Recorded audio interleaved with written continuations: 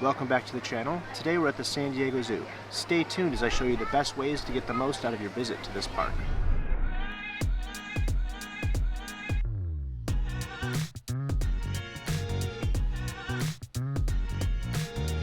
This zoo is massive with over 4,000 animals and several gardens throughout the park. You can easily spend the entire day here if you wanted to see everything. But the first habitat you should check out is the Australian Outback. It's right by the entrance. Here you can see animals that are native to Australia, like this kookaburra, and my personal favorite, which is the koala. These guys are almost always sleeping, but if you arrive close to when the zoo opens, when they're being fed, they seem to be pretty active.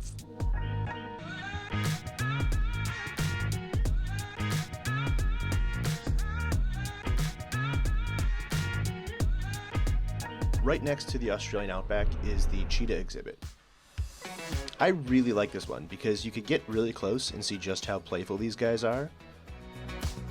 It also makes for some pretty awesome photo opportunities, so make sure you pack your camera. Just down the path from the cheetah you'll find a flock of flamingos, which is also pretty cool because again, you could get really close and take some cool pictures. Farther down you'll find the giraffe habitat, and there are several of these guys here, including this little baby just hanging out. One thing to keep in mind is that you're going to be doing a lot of walking. I mean a lot. There are multiple levels to the zoo, so be prepared to get your step count up. But what's really great is that there's always a really cool exhibit to stop, take a break, and just enjoy the animals.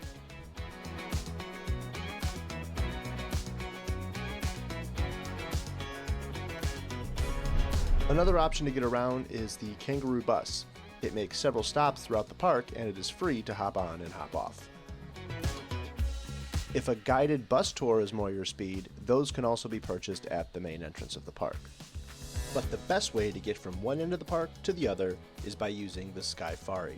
It uses 4-person gondolas to take you from the front of the park all the way to the back, all while giving you an overhead view of the entire zoo and downtown San Diego. This is also free for all guests, but there's usually a line. One of the coolest parts of the zoo is the Reptile Walk.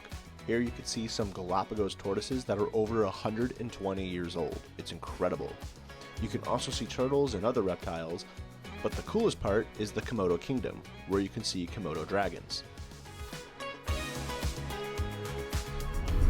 Like you might expect, the zoo has a variety of different places that you could eat. They're all located around the park near different exhibits. It is pretty pricey, but they do serve beer, which I think is pretty great. The middle of the zoo is broken up into 3 levels, and there are so many animals to see here. Be sure you take your time and bring a map because it can get a little confusing. In fact, you should probably download the zoo's app, and then you always have a map with you, and it can help you plan your day just a little bit better.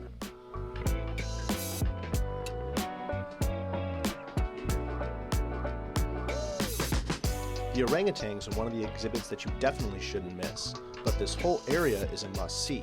It has some of my favorites like the pygmy hippos and the red pandas. I actually think you could probably spend an hour and a half just seeing all the animals in the middle of the zoo. Near the back of the zoo, you'll find the northern frontier. Here you can see things like these antelope, warthogs, and the maned wolf. But of course, one of the main draws of this area is the polar bear plunge.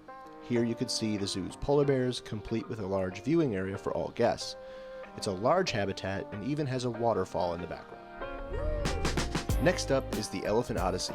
As the name suggests, here is where you can see the several elephants that the zoo has, but you can also see the lions, which is a personal favorite of mine, lowland tapirs, and these crazy looking secretary birds, along with the famous California condor.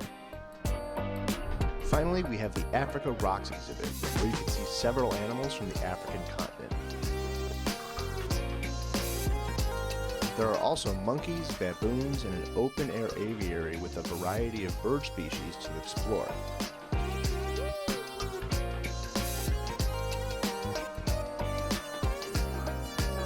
At the end of the exhibit, there's also a penguin habitat complete with underwater viewing for all of their sharks and fish.